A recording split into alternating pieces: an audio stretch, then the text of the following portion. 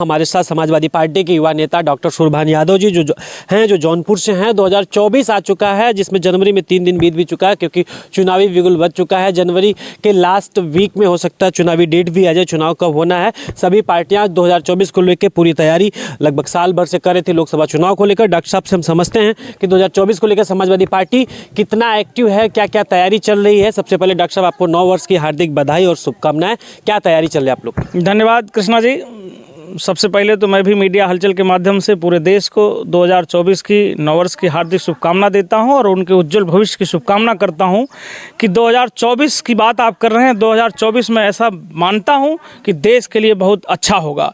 देश इस समय बेरोजगारी, महंगाई, भ्रष्टाचार, इन सब नफरत की आग में जूझ रहा है और 2024 में इन सब से छुटकारा मिलेगा। कल 1 जनवरी से ट्रकों ड्राइवरों की हड़ताल है। रोडवेज चाहे सरकारी बस हो, प्राइवेट बस हो, ट्रक हो, तो 2 दिन लगातार हड़ताल चल रही थी। कल रात में अचानक आनन फानन में बैठक की गई गृह मंत्रालय की तरफ से। ट्रांसपोर्ट एसोसिएशन के 10 सदस्य भी उसमें मौजूद रहे। जब चुनाव आता है तब ऐसे काले कानून आते हैं, उसे वापस लिया जाता है। ऐसे जब कृषि कानून आया तो वापस नहीं लिया गया। तो किसानों ने धरना दिया, लगभग 700 से ज़्यादा किसान शहीद हो गए, लेकिन उन्हें शहीद का दर्जा नहीं मिला। समाजवादी पार्टी के नेता अखिलेश जी भी कहते रहे कि उन्हें शहीद का दर्जा मिलना चाहिए। तो कैसे देखते इन कानूनों? जब इतिहास लिखा जाएगा तो जो सरकार चल रही है ना, वो एकदम लोकतंत्र की हत्या करने वाली सरकार है। और देश में जिस तरह का माहौल इन्होंने बना रखा है, चुनाव के पहले ऐसे किसान आंदोलन एमएसपी को लेकर किया, सरकार साल भर 1.5 साल के बाद बैकफुट पाई। कितने किसान उसमें जो है आत्महत्या किए, कितनी देश की आर्थिक हानि हुई और देश का माहौल ख़राब हुआ, बैकफुट पे आई। उसी तरह से बिना सोचे समझे इस समय भी ड्राइवरों के लिए जो ये कानून ला रहे हैं, ये काला कानून है। एक ही दिन में सरकार को इन लोगों ने बता दिया, पूरे देश की यूनिटी ने, कि हमें कैसे चलना है। रोड पर रोड है, दुर्घटना होती है, इनके लिए लिबरल कानून था। अब तक भी सबको न्याय मिल ही रहा था। कोई जानबूझ के थोड़ी सड़क पे मरना चाहता है। कुछ इस तरह घटनाएं होती हैं, उसके लिए अलग से प्रावधान है। आप बिना सोचे समझे ऐसे करेंगे। कल ही एक दिन में त्राही त्राही मच गई है पूरे देश में। हर जगह पेट्रोल पंप पे लाइन लगी हुई है, सब्जियों का रेट महंगा हो गया है, सिलेंडर खत्म हो गए। अच्छा, देश में जनसंख्या हमारी इतनी है कि लोग एकदम पैनिक हो जाते हैं तुरंत। इनको सोच समझ के लाना चाहिए। ये तानाशाही की सरकार है, लोकतंत्र की सरकार नहीं है। इस बार 2024 में उखाड़ के फेंक देगी जनता। क्या लगता है आप लोग का जो एक पीडीए बना है, पीडीए प्लस इंडिया गठबंधन, तो आप लोग उत्तर प्रदेश में 80 लोकसभा सीटें हैं, और क्या जो इंडिया गठबंधन के जो मुद्दे हैं और पीडीए के मुद्दे हैं, क्या दोनों अलग रहेंगे कि सेम मुद्दे? सेम मुद्दे हैं। देखिए, विकास की बात जहाँ होती है वहाँ जितने भी मुद्दे देश की उन्नति के लिए होते हैं सब जुड़ जाते हैं उसमें। पीडीए भी उसी का एक हिस्सा है। पीडीए मतलब पिछड़ा, दलित, अल्पसंख्यक और अगड़ा।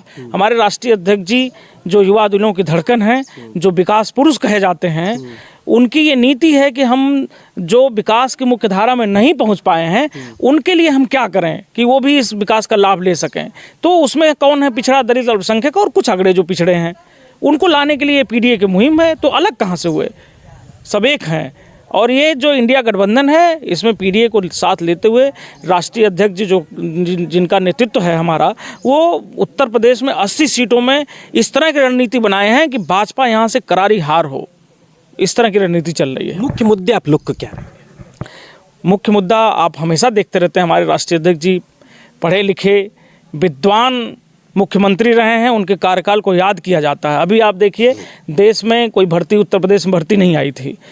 राष्ट्रीय अध्यक्ष जी रोज इसका मुद्दा उठा रहे थे कि भर्तियां नहीं हो रही हैं। भर्ती आई, उन्होंने कितना बड़ा प्रश्न किया कि इतने 5 सालों से वैकेंसी अगर नहीं आई है तो जिनकी एज निकल गई है उनको समायोजित किया जाए। और लिखा था उन्होंने बाकायदे ट्वीट पे कि 3 से 4 साल की छूट दी जाए। सरकार ने उसको अपनाया। जो विकास का एजेंडा अपनाना ही पड़ेगा, वो 3 साल की छूट मिली युवाओं को। उसके लिए मैं बधाई देता हूं सरकार को, कम से कम हमारे राष्ट्रीय अध्यक्ष जी के नेतृत्व को माना, स्वीकार किया, 3 साल की छूट दी। और आप देखिए, जब भी उनका मुद्दा होता है हॉस्पिटल में अच्छी सुविधाओं का, कैसे हम शिक्षित कर सकें लोगों को, कैसे लोगों को हम रोजगार दे सकें जो स्वाभिमानी बने। ये नहीं है कि एकदम बनाए रहो, जियो डाटा फ्री कर दो, बच्चे सब युवा हमारा उसी में एक बार मोबाइल रील पे हाथ चली जाए, स्क्रॉल होता रहता है। कहाँ जा रहा है देश, सोचिए। डॉक्टर साहब, एक सवाल है, चुभेगा जरूर समाजवादी लोगों को। 17 हारे, 19 हारे, 22 हारे, मुद्दे हमेशा यही बेरोजगारी, किसान, महंगाई, शिक्षा को लेके होता है। क्या जनता क्या इनको समझ नहीं पाती कि समझा नहीं पाते? जनता सब समझती है और हमें तो लगता है कि कुछ खेल होता है इसमें ज़रूर। आप देखिए, अभी उत्तर प्रदेश के चुनाव में सबसे लास्ट में हमारा पूर्वांचल बेल्ट रहा, यहाँ सीटें कैसी आई। और जगहों पे जहाँ इनको समय मिल जाता है मशीन को स्ट्रांग रूम में रखते हैं। जहाँ मेरा व्यक्तिगत विचार है, लोगों का भी है, आवाज़ उठ रही है, सुप्रीम कोर्ट तक लोग जा रहे हैं। और मैं कहता हूँ कि अगर इतना ही विकास की और इनको अपने काम पे इनको गर्व है तो विपक्ष को संतुष्ट करने के लिए क्यों नहीं ये चुनाव बैलेट पेपर से करा देते। लेकिन उस तरह से भी विपक्ष तो एक्टिव ही नहीं हो रहा है ना ईवीएम को लेकर। नहीं, एक्टिव हो रहे हैं सबको। देखिए, हमेशा ईवीएम को लेके बात होती रहती है। जब भी एक बार हुआ कि हैक हो जाती है, एक आदमी ने चैलेंज किया लेकिन मशीन छूने ही नहीं दिए, कैसे हैक होगी। ज़रूर हैक होती है। अगर इनको चाहिए विपक्ष को भाई जिस तरह से एकत्र हो रहे हैं ईवीएम हटाएं और देश में एक लोकतंत्र की अस्थाई सरकार की स्थापना करें जिससे देश का विकास हो सके। वैसे भी शास्त्रों में कहा गया है कि दशा 10 साल चलन 40 साल। जिनका दशा बाई लक आ जाते हैं वो ज़्यादा से ज़्यादा 10 साल रहते हैं और जिनका चाल चलन अच्छा होता है वो 40 साल रहते हैं। राष्ट्रीय अध्यक्ष भी कह रहे हैं 14 में आएंगे, 24 में जाएंगे, आप भी कह रहे हैं 10 साल। राष्ट्रीय अध्यक्ष भी वही मतलब हमारे राष्ट्रीय अध्यक्ष जी की सोच, उनकी सोच पे तो हम लोग चल रहे हैं। तो वही राष्ट्रीय अध्यक्ष जी ने ऐसे कहा कि 14 में आए 24 में जाए। मैं शास्त्रों की बात कर रहा हूँ, क्योंकि जिस एजेंडे को लेकर भाजपा चलती है केवल धार्मिक एजेंडा लाती है, बीच में नफरत की आग फैला रहे हैं। इसके पहले क्या धर्म नहीं था? उसी धार्मिक अनुसार भी मैं कह रहा हूँ कि दशा 10 साल चलन 40 साल। बाइला की आए हैं, 10 साल इनका पूरा हो गया। इस बार देश की जनता इन्हें उखाड़ के फेंक देगी। इन्हें लगेगा कि हमने क्या पाया है। डॉक्टर साहब, जौनपुर से क्या स्थिति है? 2 लोकसभा क्षेत्र है, सदर से आप आते हैं, एक मछलीशहर सुरक्षित लोकसभा सीट है। क्या स्थिति जौनपुर में इस बार होने वाली? देखिए, पूर्वांचल तो हमारा शुरू से मुंह बोलता है और हमेशा बोलता रहेगा। पूर्वांचल की जो आग है, जो धधक है, वो पूरे देश में जाएगी। जौनपुर की बात आप कर रहे हैं। जौनपुर पिछली बार भी जौनपुर सदर तो हमारे पास ही थी गठबंधन में, और जो वहाँ पे मछलीशहर की सीट थी वो 300 वोट से हराया गया था उन्हें। तो जौनपुर की तो बात ही छोड़ दी। जौनपुर की दोनों सीट समाजवादी पार्टी खाते में, दोनों नहीं, उत्तर प्रदेश की 80 सीट इस बार समाजवादी पार्टी खाते में रहेगी, इंडिया गठबंधन में रहेगी। इस तरह का नेतृत्व है। पूरे देश में आग लगी हुई है, जनता बौखला गई है, लेकिन उसे अवसर कहीं न कहीं कुछ न कुछ हो जा रहा है।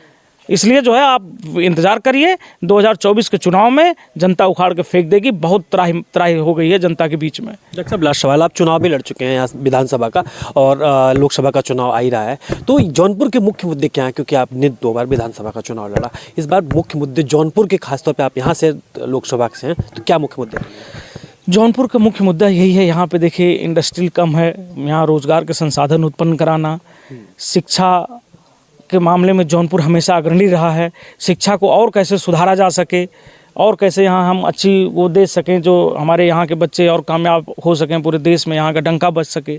तीसरा, स्वास्थ्य को लेके जो यहाँ पे हॉस्पिटल और उसकी कमी है। अभी देखिए हमारे मेडिकल कॉलेज में यहाँ पे स्थापना समाजवादी पार्टी के टाइम पे हुई है, आज तक मेडिकल कॉलेज चालू नहीं पाया। सबसे मुख्य मुद्दा तो यही है कि यहाँ से हर साल 100 डॉक्टर निकलेंगे, जिसमें यहीं के लोग यहाँ कुछ तो स्थापित होंगे।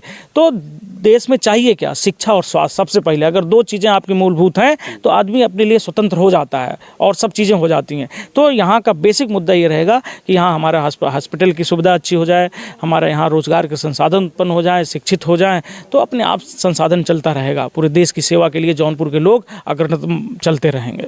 बहुत बहुत धन्यवाद। हमारे साथ ये समाजवादी पार्टी के नेता डॉक्टर सुरभान यादव जी थे।